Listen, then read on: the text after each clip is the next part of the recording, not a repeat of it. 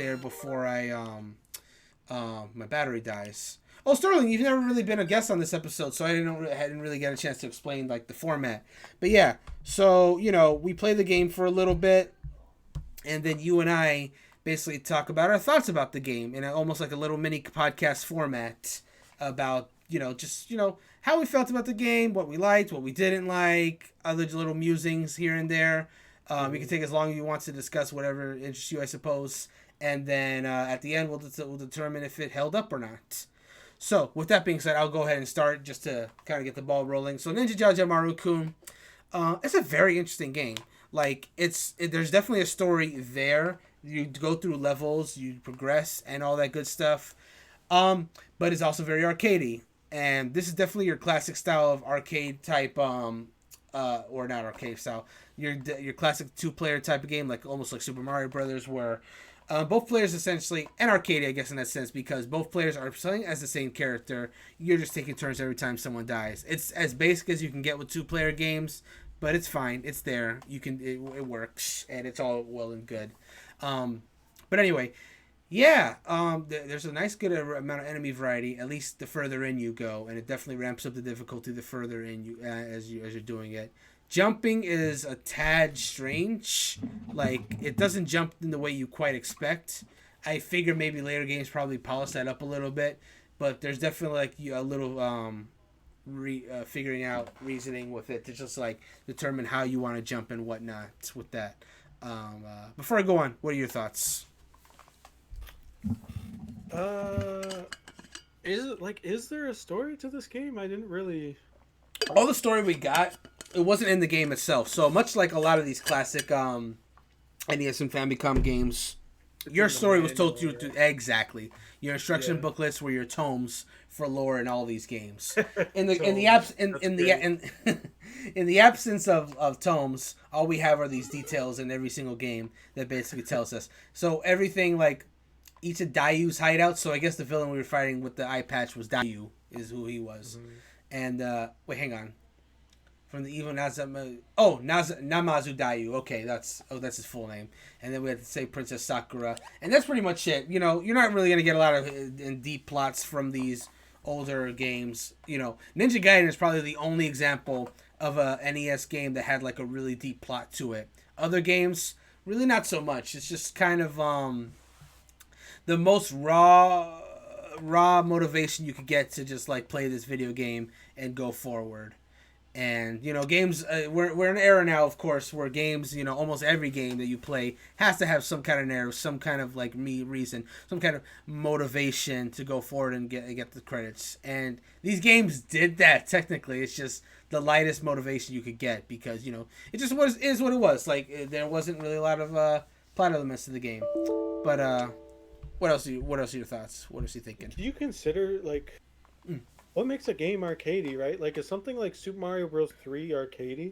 Because it has that 1-2 player switch and there's a high score, but it's like there's a lot more progression in something like Super Mario Bros. 3. Exactly, I agree.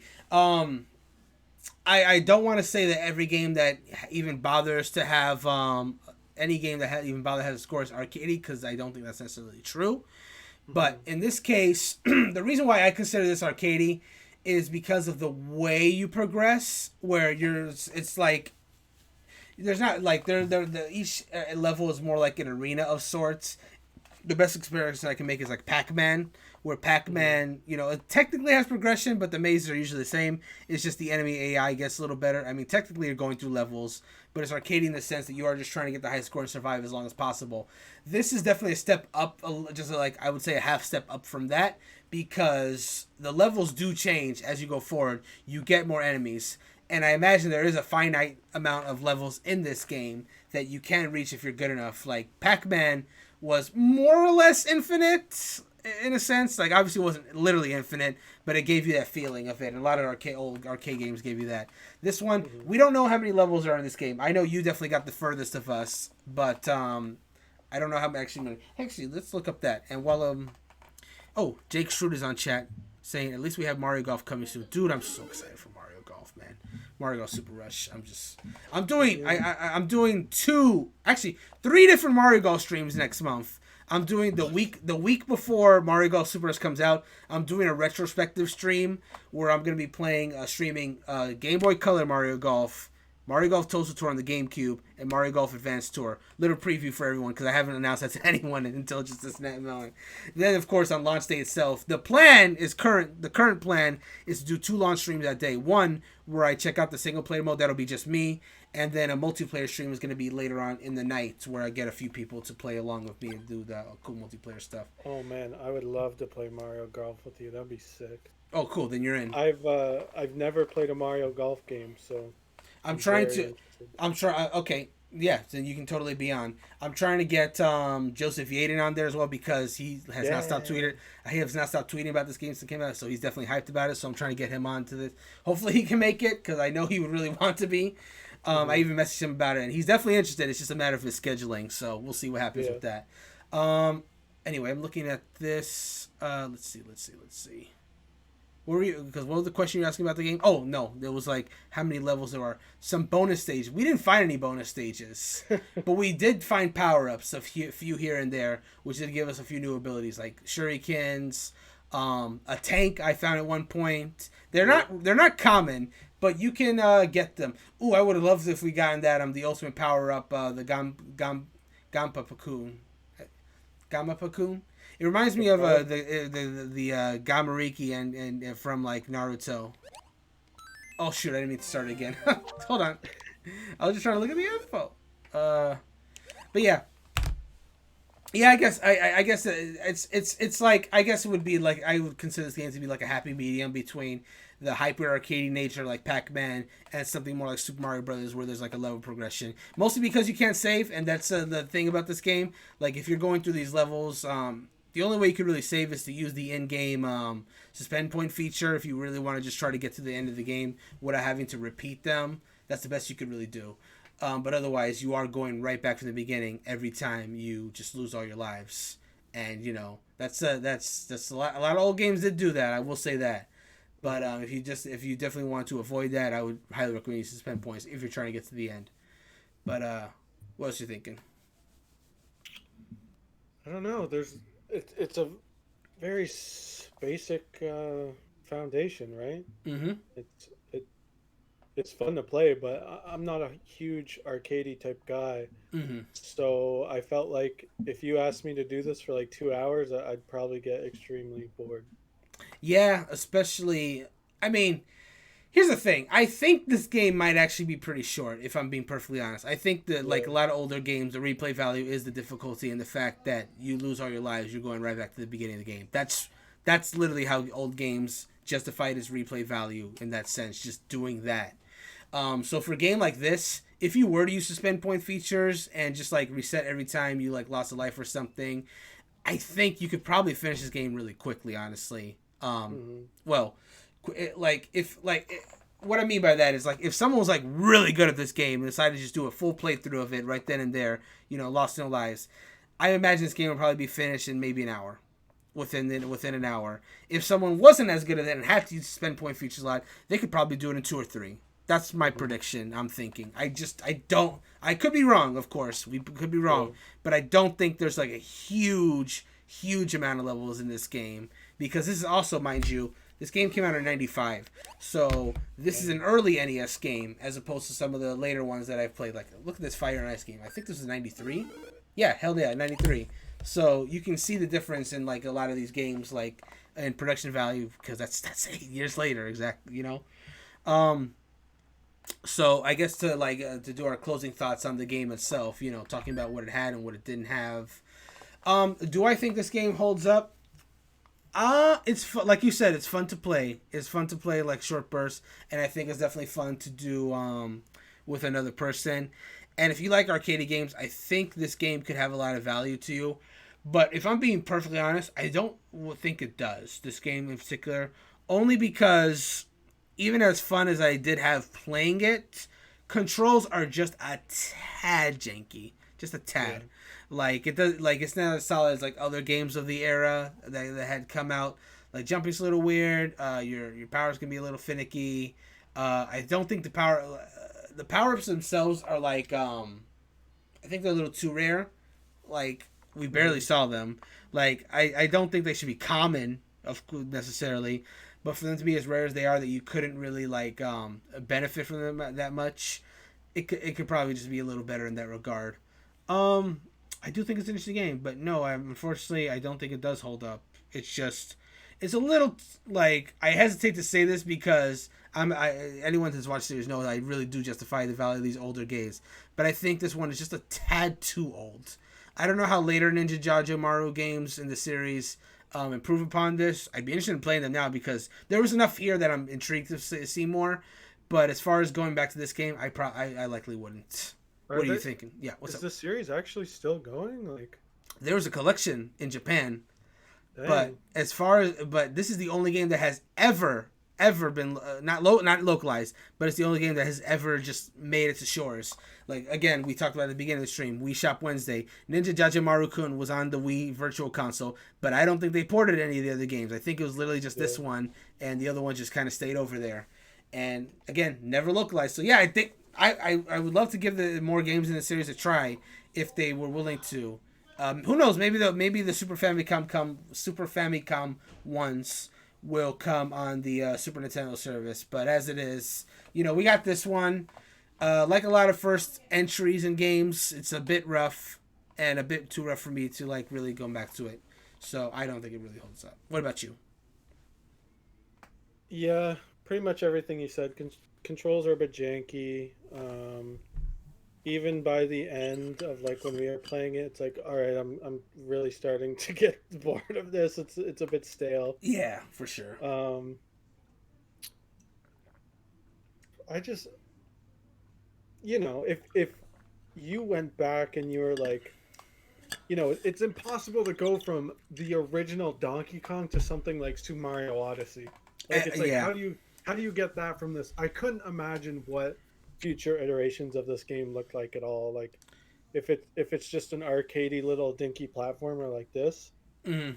But yeah, this one's fun for like 10-20 minutes and that's about it.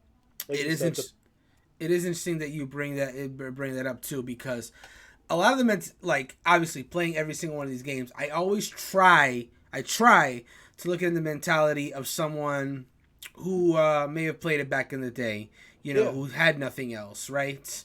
And a lot of these games I have like, but if you're going to consider the what they're thinking about, what they were when this game was a new game, right? You also have to consider the fact that, of course, this series is called HPCritical, doesn't hold up. So, there's a little leeway you can give a game based on like how good it must have been for the time, right? Mm-hmm. But you also have to consider like in 2021, or as the previous season 2020, would this game still be enjoyable for someone who's never played the game at all to still play in this instance?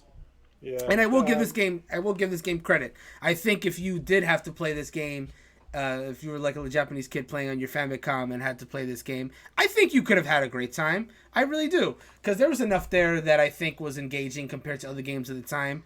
It's just it's a little too bare bones and janky for today's standards, and that's why that's the fact. It just doesn't hold up today.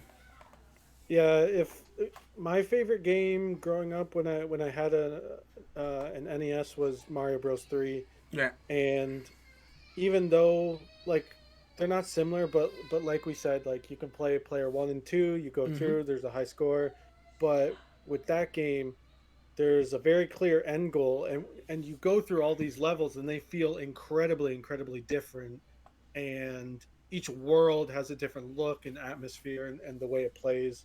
Whereas this, the whole time you're just whipping your shuriken and trying to defeat an enemy. Yeah, for sure. And all the level layouts are exactly the same. So exactly. Yeah, just not as much variety. Yeah, I definitely feel you there. Like it's even classic Donkey Kong levels had a bit more variety, right? So, well, no, yes and no. I would say, like, Donkey Kong, like the original arcade Donkey Kong, had 4 levels that it cycled through. You had 25 meters, 50 meters. What's up? I'm thinking of, I was thinking of the Game Boy one, sorry. That's totally, absolutely my bad. You're totally fine. Yeah, the Game Boy Donkey Kong had so many levels. that's almost an unfair comparison. If I'm being perfectly honest. Yeah, not a good comparison at all. I Yeah, apologize. no, you're fine. But I will say this is a step. But going to that point though, even if you didn't mean that one, this is definitely a step up from OG Donkey Kong because that game, that game, and that's a weird thing too because I do think the original Donkey Kong does hold up in a weird way. But I only feel that way because that one is definitely leans in more towards arcadiness. It changes levels just enough to avoid getting repetitive while still being a very, very arcadey type game. Where this one, being the middle step that it is, it makes it a little harder to go back to, is what I feel. Yeah, I don't want to be like that guy, but yeah, this doesn't feel like it holds up all that well. No, Again, if that's we were playing it yeah, for like 5-10 minutes, then yeah. But yeah, if you're stuck on an island and this is all you have to play, you're probably gonna put it away after. Chuck it in the ocean after yeah. a bit. Just eat the sand at that point and just let yourself wither, become a mummy. Exactly. Yeah, and that's what it is. Dream about Mario Bros. 3. Oh man, yeah, that's about as distant as you can get for this because it is just the nature of the show. Sterling, there are some games that we play that are just really good that we know are going to be really good, like the Mario games. Some games that surprise us, like Vice Project Doom here, that surprisingly ends up being pretty good. Or even this game here, Journey to Silius. This one was a lot of fun. But of course, then you just there's a lot of happy surprises. I will say that. And then there's a lot of games that just end up being trash, like this game, Nightshade. I'm glad this ended up being season 1 finale. It almost was. I'm glad it didn't end out on a bad note there. Just a lot of these games, there's a lot of them, and a lot of them are better than you think, and a lot of them are just not. That's just how it is, man. But I'm glad that you could offer your candid opinions on this because we're more or less in the same agreement that it's fun for a few minutes and then you're just done with it. Mario Brothers 3, of course, just saying that real quick, is a very fantastic game. Not like I had Gabe as my guest for that episode way back when. We ended up not only enjoying it so much, but we ended up doing a full playthrough of it. Like that episode of Does It Hold Up was basically part 1 of our playthrough, and then we just kept going. Oh, dude, some of those later levels are rough. Not rough in a bad way, but rough in just like difficulty. We just like struggled. But you guys have definitely already done like. Are you guys doing Super Nintendo games or? Yes, currently we're on season 2, which is focusing on Super Nintendo games. So yeah, I have once again played every single NES game on this app. I was gonna say y'all have definitely probably already played Super Mario World. I was like, oh yeah, that was the premiere episode. Me and Christy did that one. Yeah, of course. Yeah, that we both have had very fond memories of that one. So like we knew that had to be like the first one that we did. Yeah, there's still more. There's still a lot more to come, and I'm glad that you could come for this first episode of. Yeah. Well, it's your first episode, but of course, but I would definitely like to have you on for like the Super Nintendo season at some point, just so you can appreciate that little jump, and I'll definitely let you know what the next one is. So thanks again for coming to this episode. If they ever do like Game Boy Advance games on here, I'm gonna ask you to come on for like every episode. Yeah. You'll definitely become one of our regulars. Like currently, I have 2 regulars on for season 2. I do the first game every month. I do with Christy, and the last game I do every month is with my friend Toby, who lives in the UK. Like those are my 2 regulars. I try to have them at least once a month because they're both they're really passionate about the Super Nintendo games that we're playing. So I try to have them on often while throwing a few other guests here and there as well. So, I know I'm going to be doing a few less episodes next month only because, it's E3 month. So, I'll have my 2 regulars, Christy and Toby. And, even though I'll just announce this on stream. I'm trying to get Abraham Buhner back on the stream because we're going to be doing Star Fox next month. And he said Star Fox 64 is like his favorite game. So, I think that'd be a good one. He'd be a good guest to have for that one. But anyway, let's go ahead and start wrapping up. I want to thank everyone